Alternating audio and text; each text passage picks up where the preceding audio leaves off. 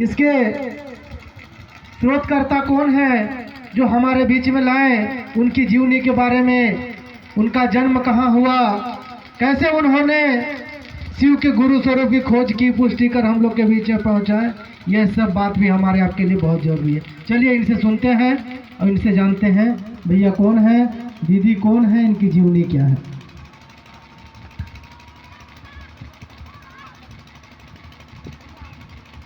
उपस्थित सभी गुरु भाई बहन को प्रणाम, मेरा प्रणाम स्वीकार हो। बहुत अच्छा विषय मिला। भैया साहब कौन थे और कहाँ के थे, उनकी जीवनी के बारे में, जैसे अभी हम सब यहाँ पर सर अनुमंडल के बारे में ही बातें कर रहे थे। आज हम सब अनुमंडल के बारे में कैसे जाने, ये है भैया साहब का ही दिन है, तब हम सब जाने अनुमंडल सर के बारे में। तो समझिए कि भैया साहब हरिंद्र नंद जी हैं और शिव चर्चा का जन्मदाता हैं। भैया साहब हरिंद्र नंद जी शिव चर्चा का जन्मदाता हैं। यदि भैया साहब शिव चर्चा के बारे में, महादेव के बारे में यदि नहीं बताते तो हम आप वहीं रह जाते। कहाँ? अपने अपने घर, अपने अपने कामों में व्यस्त रहते। लेकिन भैया साहब महादेव के बारे में बताएं कि शिव गुरु हैं, शिव गुरु के बातें करना चाहिए, चर्चा करना चाहिए, एक दूसरे के पास बताना चाहिए। इसीलिए हम और आप यहाँ पर पहुँचे। पहुँचने के साथ साथ एक दूसरे से हम और आप परिचय भी बढ़ा। तो समझ जाइए भैया साहब सिवान जिला के अमलोरी गांव के एक इंसान, मतलब एक मानव थे, लेकिन आज वो मानव को महा लगाया गया। इसलिए महा लगाया गया कि उन्होंने ऐसा काम कर दिखाए। और कौन सा काम कर दिखाए? आसमान से उतार करके इस धरती में महादेव को लाए। जिस महादेव ने मंदिर में है, उस मंदिर में जो मंदिर में है उस महादेव को उठा करके हमारे आपको दिलों में ला बैठा। हम और आप मंदिर में जाते हैं महादेव को पूजा करने, तरह तरह के सामान लेकर के, लेकिन हम और आप एक जगह उसी मन के मंदिर को, महादेव को अपने दिल में ला करके एक दूसरे के बातें करते हैं, ताकि उस बातों को करके हमें और आपको दया मिलता है। हमारे भैया साहब वो थे और उन्हीं का धर्म पत्नी दीदी माँ नीलानंद, जिनके तस्वीरें लगा हुआ है, दोनों पति पत्नी का लगा हुआ है।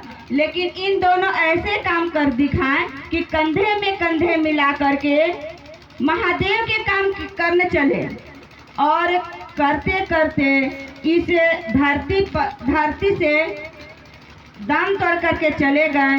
इस धरती पर नहीं हैं पर दिखाई नहीं देते हैं।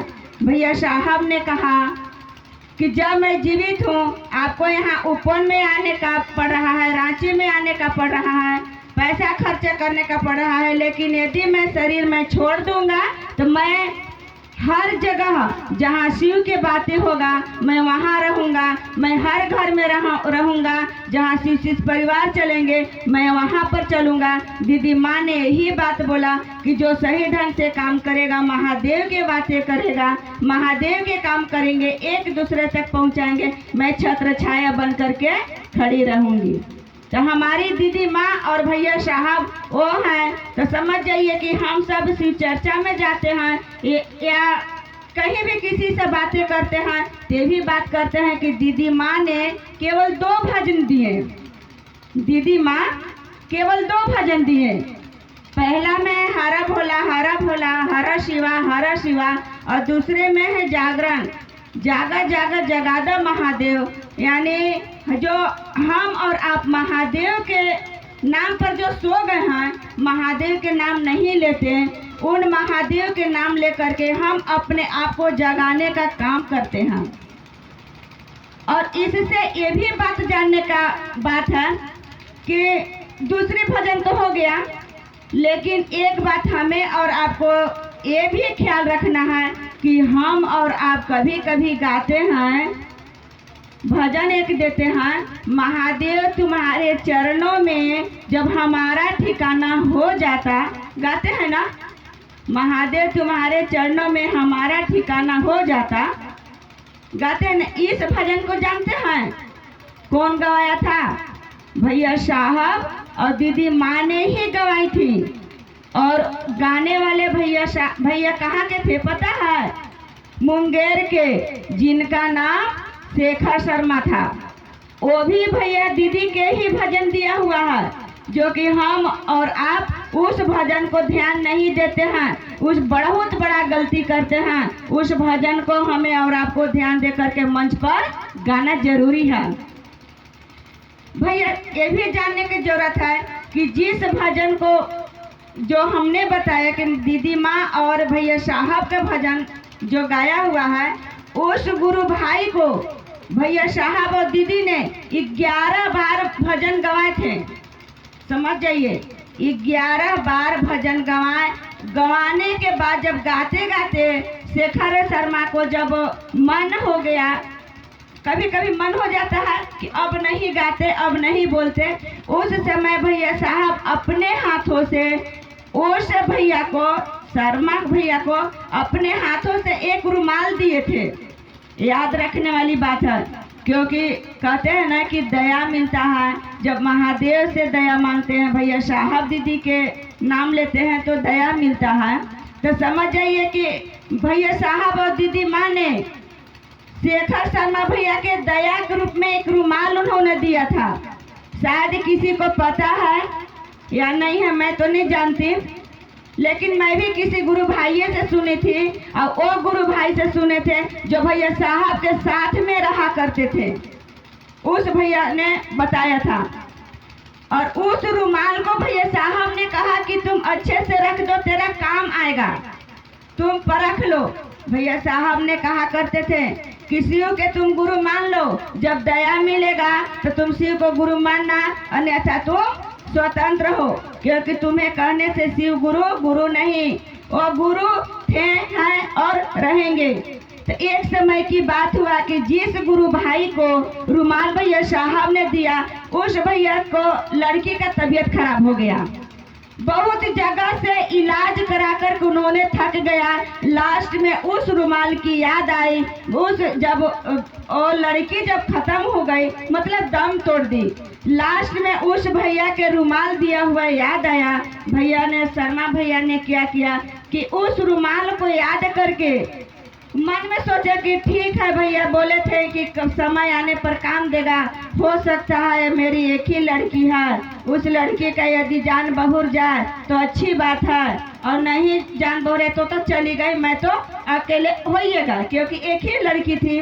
भैया साहब के यही बात याद करके अपने बेटी को उस रुमाल को ओढ़ा दिए। ओढ़ाने के बाद जस के तस वो लड़की खड़ी हो गई। समझ जाइए ये एक दया ही है था वो भैया का। और समझ जाइए कि अनुमंडल भैया, अनुमंडल सर पर चलते हैं, जो प्रोफेसर हैं, रामेश्वर मंडल, जो प्रोफेसर हैं, जो कल 7:30 बजे निधन होगा।